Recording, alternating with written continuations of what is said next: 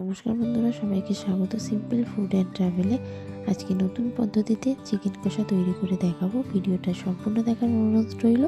ভালো লাগলে like share comment করবেন, চ্যানেলটাকে সাবস্ক্রাইব করে দেবেন। চলুন ভিডিওটা শুরু করা যাক। প্রথমে এখানে 1.5 কিলো চিকেন নিয়েছি। চিকেনটা ভালো করে নুন আর পরিমাণ মতন টক দই আর দিয়ে দেবো সর্ষের তেল। কাঁচা সর্ষের তেল দিয়ে ভালো করে ম্যারিনেট করে রেখে দেবো আধ ঘন্টা 45 মিনিট। দেখতেই পাচ্ছেন কতটা সুন্দরভাবে ম্যারিনেটটা করা হয়েছে। উনুনটা চালিয়ে নিয়েছি। কাঠের চাল আজকে চিকেনটা তৈরি করব। কড়ার মধ্যে সর্ষের তেল দিয়ে দিয়েছি পরিমাণ মতন। তেলটা ভালো করে গরম হলে এর মধ্যে গোটা গরম মশলা দিয়ে আর এখানে পেঁয়াজ, টমেটো, কাঁচা লঙ্কা পেস্ট দিয়ে দিয়েছি।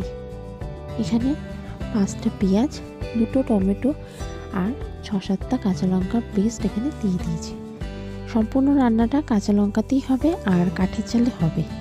তো এই পদ্ধতিতে এই ফার্স্ট টাইম চিকেন তৈরি করে দেখাবো।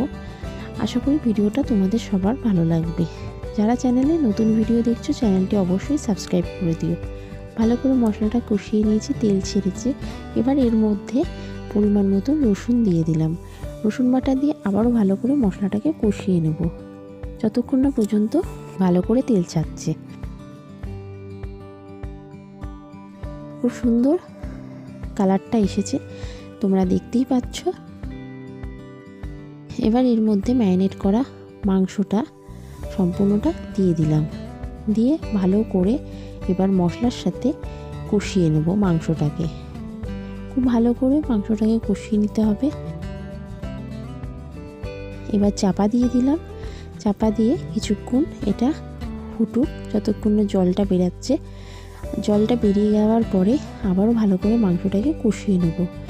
কাঠের চালে রান্নায় একটু আলাদাই টেস্ট হয়, সেটাই আজকে দেখছি আর তোমাদেরকেও দেখাচ্ছি। এর মধ্যে এবার পরিমাণ মতন আদা বাটা দিয়ে দিলাম। দিয়ে ভালো করে মাংসটাকে কষিয়ে নেব।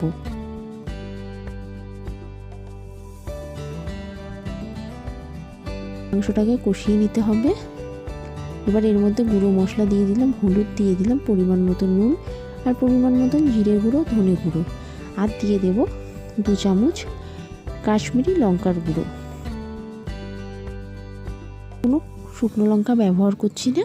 আর সামান্য চিনি দিয়ে আবারও ভালো করে মাংসটাকে কষাতে থাকবো যতক্ষণ না পর্যন্ত মাংস থেকে তেল ছাড়ছে।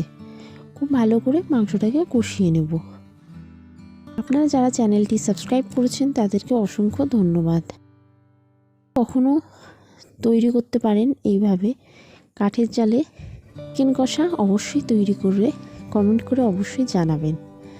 দেখতেই পাচ্ছেন কালারটা কতটা সুন্দর এসেছে। আরও বেশ কিছুক্ষণ মাংসটাকে কষিয়ে নেব।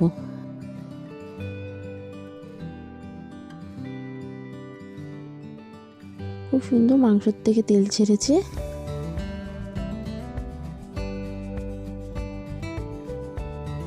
ভালো করে মাংসটাকে কষিয়ে নিয়ে অনবরত নাড়াচাড়া করে যাচ্ছি। মাংসটা খুব সুন্দর কালারও এসেছে আর খুব সুন্দর গন্ধও বেরাচ্ছে। এবার চাপা দিয়ে দিলাম। চাপা দিয়ে আরও 5 মিনিট আরও ফুটতে দেব। খুব সুন্দরভাবে ফুটছে। মাংসটা প্রায় এখানে সেদ্ধ হয়ে গেছে।